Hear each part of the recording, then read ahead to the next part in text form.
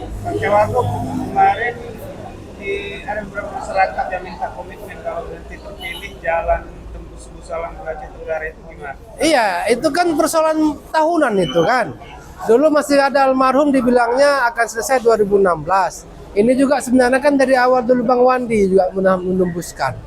Nah, tentu ini juga bagian daripada PR besar kita. Saya pikir masalah terbesar yang harus jadi PR dan perhatian kami kalau nanti terpilih, yaitu masalah jalan gelombang yang ada di Sultan Daulat menuju Muara Setulen yang ada di Aceh Tenggara.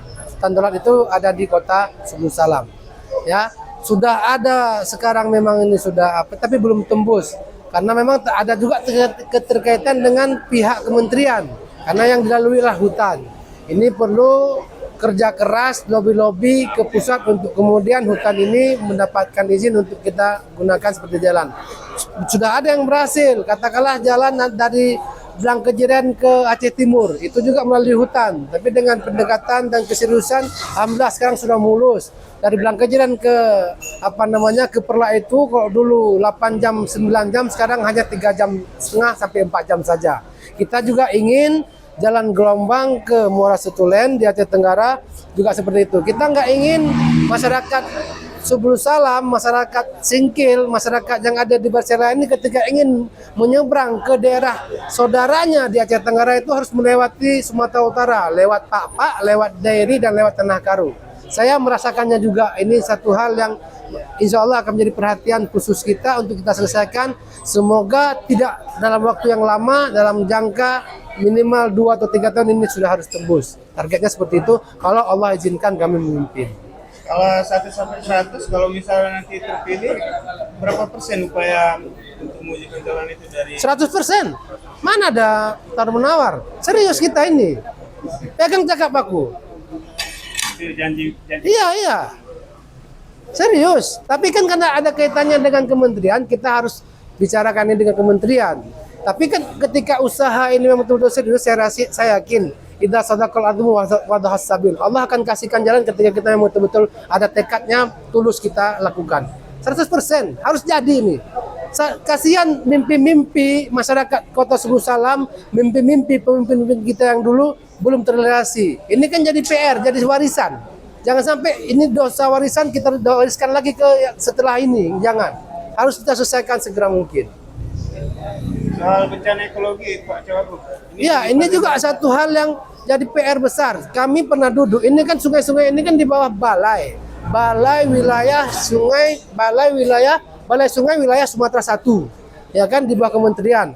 Karena ketika berbicara harus punya penyelesaiannya dengan pihak pusat, ini yang membuat kita memang agak sulit karena nggak bisa kita eksekusi terus. Dulu janjinya 23 km dibuat tanggul.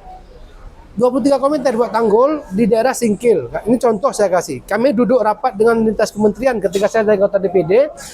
Setiap tahun itu hanya dianggarkan untuk 400 sampai 700 meter.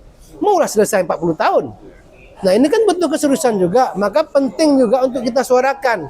Penting orang-orang cerdas seperti Bang Mustami ini yang mampu melobi anggaran, yang punya kemampuan tata kelola pemerintahan untuk menyelesaikan masalah-masalah ini.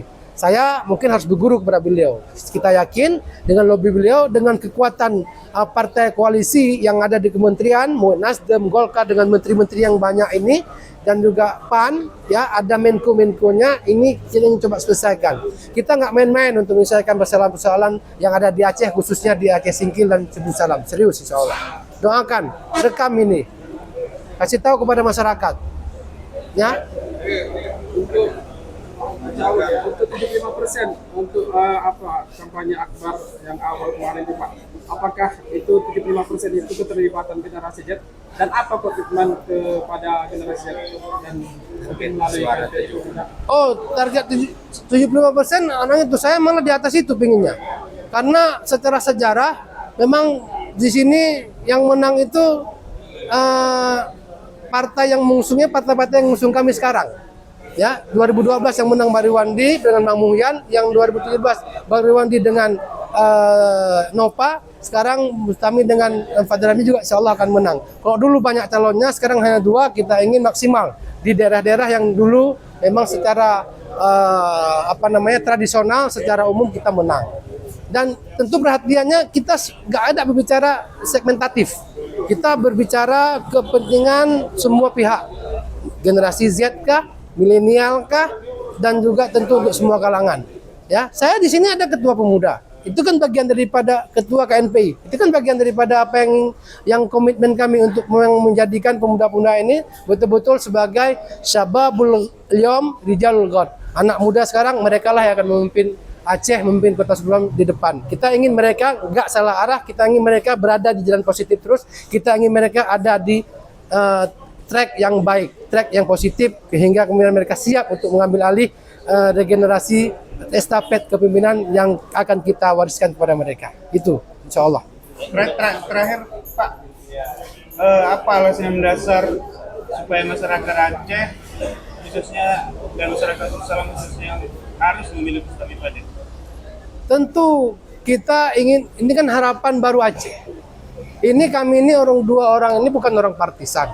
Dua orang ini, satu Bang Bustami 30 tahun dia di pemerintahan dengan kemampuan, dengan jalur jenjang jabatan dia yang dari bawah sampai puncaknya sekda dan sampai kemudian dipercaya menjadi PJ.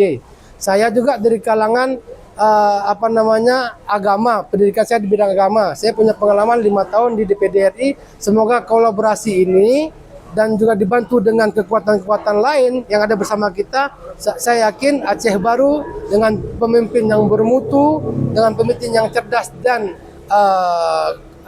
kualitas, insya Allah Aceh akan menatap harapan baru dan Aceh baru ke depan. Nih, ya kan? Insya Allah. Mudah-mudahan